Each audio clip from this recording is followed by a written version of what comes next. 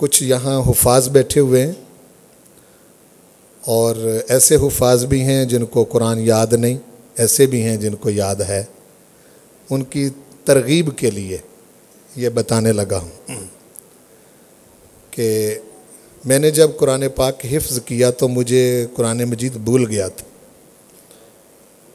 یعنی بالکل مجھے یاد نہیں تھا، میں ایک پارہ بھی نہیں پڑھ سکتا تھا۔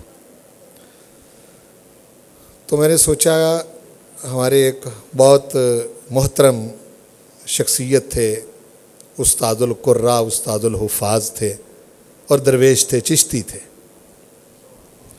اور قرآن مجید ان کو اس طرح سے یاد تھا کہ جیسے مطلب یہ ہے کہ آدمی قل ہو اللہ پڑھتا ہے، عام آدمی بھی اس طرح سے قرآن پاک ان کو یاد۔ تو میری کسی طریقے سے ان سے ملاقات ہو گئی۔ استاد القراء، استاد الحفاظ، الحافظ القاری عبد العزیز چشتی رحمۃ اللہ علیہ، میں نے ان کی خدمت میں عرض کیا کہ قرآن پاک میں بھول گیا ہوں، کوئی یاد کرنے کا کوئی نسخہ بتائیں۔ تو فرمانے لگے کہ اس کے دو طریقے، میں دونوں ہی عرض کر دیتا ہوں۔ تو کہنے لگے کہ کچھ نہ کچھ روز تم کھاتے پیتے ہو؟ میں نے کہا جی روز کھاتے۔ کوئی خرچہ کرتے ہو؟ میں نے کہا ہاں جی کچھ خرچہ کر لیتے ہیں۔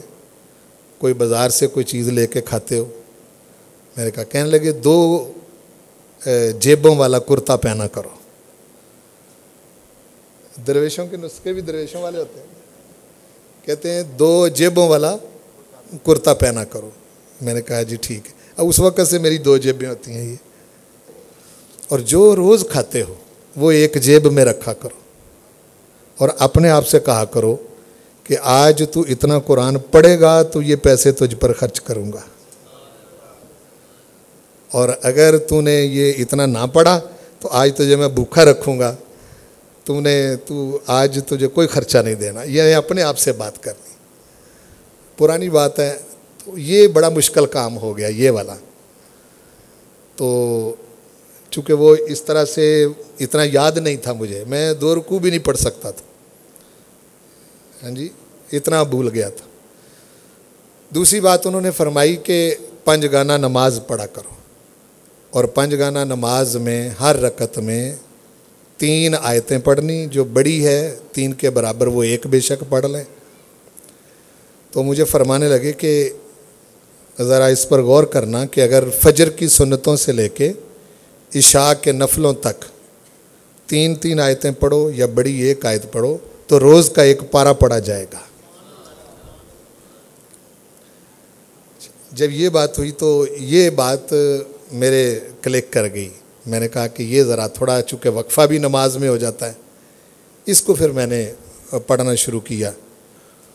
تو اب مجھے یہ یاد نہیں رہا کہ یہ میں نے کتنی بار پڑھا ہے، جی چونکہ بہت پہلے اپنے طالب علمی کے دور میں نے اس کو شروع کیا تھا، تو یہ میری عادت بن گئی۔